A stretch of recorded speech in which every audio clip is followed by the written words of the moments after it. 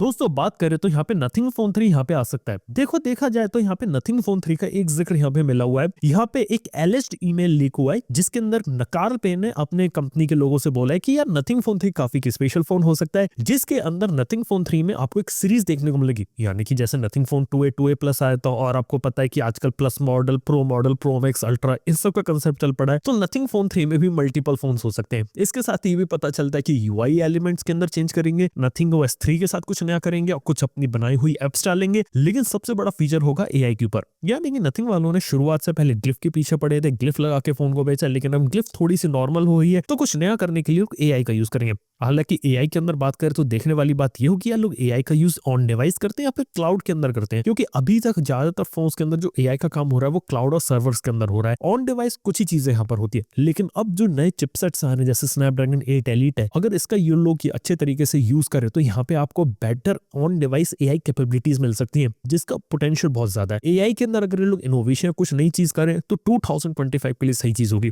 और by the way 2025 में ज्यादातर फोन जो आने वाले हैं ना, उनके अंदर ऑन डिवाइस एआई बड़ा फीचर होगा। इसके साथ अगली चीज ये रहेगी, नथिंग फोन 3A और 3A प्लस में स्नैपड्रैगन यूज करेंगे, CMF के अंदर भी मल्टीपल फोन्स निकालेंगे। और नथिंग का प्लान इधर ये है कि यहाँ पे ये लोग 20,000 से लेकर 40,000 50,000 की रेंज में मल्टीपल फोन्स निकालेंगे। 3 4 5 फोन तो अभी हमारे सामने ऐसे ही दिख रहे हैं और मेरे को लग रहा है कि कम से कम 4 5 या 6 7 फोन्स 2025 में लोग लॉन्च कर सकते हैं, जिससे एक बड़ा मार्केट शेयर भी ग्रैब किया जा सकता है। अब देखने वाली बात है कि नथिंग किस तरीके से काम करती है और फर्स्ट हाफ के अंदर यानी कि अभी आने वाले कुछ ही महीनों के अंदर नथिंग के कुछ प्रोडक्ट्स आपको यहाँ देखने को मिल लगेंगे। इसके साथ ही अगली न्यूज है मेरे पास HMD ग्लोबल और नोकिया से रिलेटेड। आप लोग को बता सकता हूँ कि नोकिया ब्रांडिंग के जितनी मोबाइल फोन्स थे वो अब उनकी वेबसाइट यानी कि HMD ग्लोबल की वेबसाइट से डीलिस्ट हो चुके हैं। और इसके पीछे का मेन रीजन है कि नोकिया की जो ब्रांडिंग है वो HMD ग्लोबल अब लूज करने वाला है। बेसिकली उन्होंने नोकिया ब्रांडिंग का लाइसेंस लिया था ताकि अपने फोन्स को मार्केट में निकाल सके, लेकिन HMD ग्लोबल के साथ प्रॉब्लम ये थी कि उनके प्रोडक्ट्स की क्वालिटी नहीं थी, ओवर प्राइस थे और एक्सपीरियंस इतना अच्छा नहीं था, स्पेसिफिकेशन भी अच्छी नहीं थी, जिस कारण से नोकिया जैसे रेनॉन ब्रांड का भी यूज करके ये लोग अपने मोबाइल फोन्स को मार्केट में नहीं सर्वाइव कर पाए और नहीं चल पाए इतने ज्यादा। इस वजह से नोकिया ब्रांडिंग को डिच किया जा रहा है और HMD ग्लोबल अपने ही नाम के साथ आगे चल के फोन बेचेगी, जिसके अंदर फीचर फोन और स्मार्टफोन्स होंगे। अब देखने वाली बात है कि HMD ग्लोबल क्या अपने आप में कुछ सक्सेसफुल बन पाती है कि नहीं बन पाती,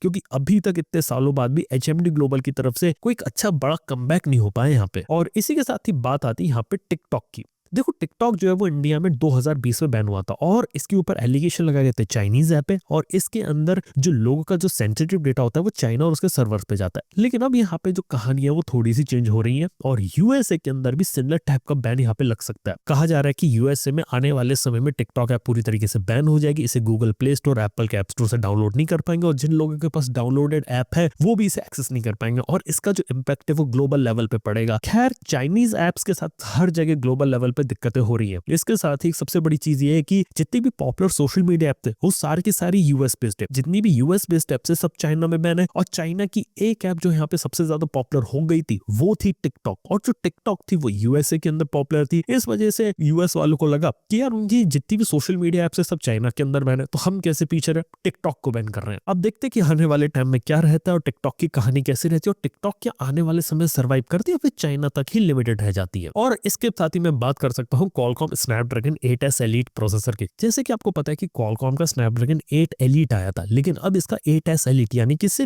लोअर और डाउनग्रेडेड वर्जन आप इसे कह सकते हैं। जैसे 8 Gen 3 आया था फिर उसके नीचे इन्होंने 8S Gen 3 निकाला, अब 8 एलीट के नीचे ये 8S एलीट निकाल रहे हैं, जिसका मतलब है कि एक अच्छी परफॉर्मेंस निकालेगा लेकिन थोड़े से अफोर्डेबल और मिड रेंज फोन्स के लिए एक अच्छा प्रोसेसर यहाँ पे हो सकता है। लास्ट ईयर आपने पोको F6 में 8S Gen 3 देखा तो कहा जा रहा है कि इस साल 8S Gen 3 आपको देखने को मिलेगा पोको F7 के अंदर। तो वो एक चीज है वो यहाँ पे किस तरीके से काम करता है और भी कुछ दूसरे फोन्स के साथ देखने को मिलेगा तो वो भी इंटरेस्टिंग चीज होगी। हालांकि चिपसेट अच्छा था और 30,000 से 40,000 वाली रेंज को ना बहुत अच्छे तरीके से कवर अप कर रहा था, तो वो भी एक अच्छी चीज। अगर ये प्रोसेसर 30-40,000 के फोन्स में आता है तो काफी अच्छा ऑप्शन हो सकता है इधर। और इसी के साथ ही यहाँ पर आपसे बात कर सकता हूँ अपकमिंग आईफोन 17 एयर या 17 स्लिम के। देखो कहा जा रहा है कि आईफोन अपना अभी तक का सबसे स्लिमेस्ट आईफोन बना रही है और ये जो आईफोन 17 एयर हो सकता है इसकी थिकनेस मिनिमम 5.5 mm तक जा सकती है इसके थिनेस्ट पॉइंट तक। अब थिनेस इसलिए क्योंकि मोबाइल फोन की थिकनेस थिकनेस कम रहती है और यहाँ पर जो कैमरा हम्प होता है उससे थिकनेस काफी ज्यादा इंक्रीज हो जाती है। तो यहाँ पे कैमरा हम्प होने से थिकनेस तो बढ़ जाएगी, लेकिन हाँ फिर भी 5.5 mm का जो आईफोन रहेगा वो काफी ज्यादा पतला रहेगा। इसके साथ ये भी बता सकता हूँ, इसको पतला और हल्का बनाने के लिए एप्पल वालों ने इसमें से सिम कार्ड ट्रे और सिम कार्ड स्लॉट को ही रिमूव कर रहे हैं और टोटली आईफोन ई सिम के साथ रहेगा। और हाँ, इस आईफोन को रखा जाएगा आईफोन 16 प्लस की जगह, यानी कि रेगुलर आईफोन 17, फिर 17 या फिर प्रो और प्रो मैक्स, और प्रो और प्रो मैक्स से कम कीमत में आईफोन 17 ईयर मिलेगा।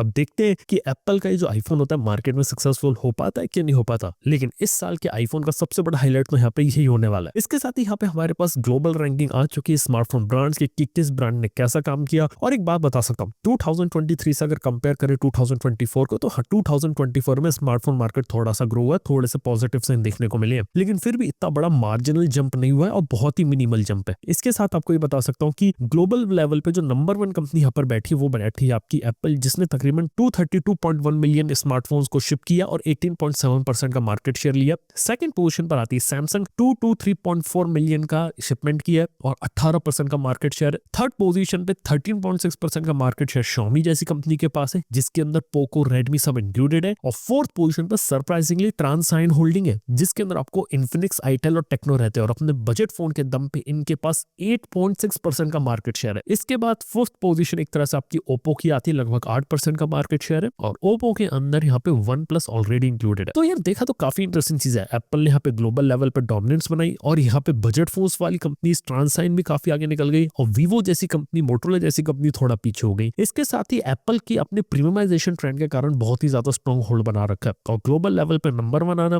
एक बड़ी चीज होती है। इसके साथ ही देखा जाए तो स्मार्टफोन मार्केट धीरे धीरे इवॉल्व कर रहा है और ग्लोबल लेवल पे और इंडिया में भी प्रीमियमाइजेशन का ट्रेंड आ रहा है, जहां पे लोग आज के समय में एक महंगे स्मार्टफोन के ऊपर मूव कर रहे हैं, यानी कि लोग 25 से 26 हजार का एक ऑन एन एवरेज प्राइस वाला फोन लेंगे 2025 में, और ये चीज और भी ज्यादा आगे बढ़ती चली जाएगी। लेकिन अब देखने वाली बात है कब जाके चीजें रुकती हैं और एक पॉइंट के बाद जब लोग आईफोन लेते हैं तो कितने लोग यहाँ पे आईफोन लेते हैं, क्योंकि अब धीरे धीरे आईफोन का भी जो मार्केट है वो इंडिया में सैचुरेट होने लगेगा कुछ टाइम के बाद। तो वो भी एक इंटरेस्टिंग चीज होगी यहाँ पर देखने वाली। देखते हैं इंडिया का स्मार्टफोन मार्केट यहाँ पर क्या रहता है। बाय द वे, ये थी इस हफ्ते की कुछ टेक न्यूज। आज के इस पॉडकास्ट में बस इतना ही। मैं आपको मिलता हूँ अपने अगले पॉडकास्ट के अंदर। Good bye.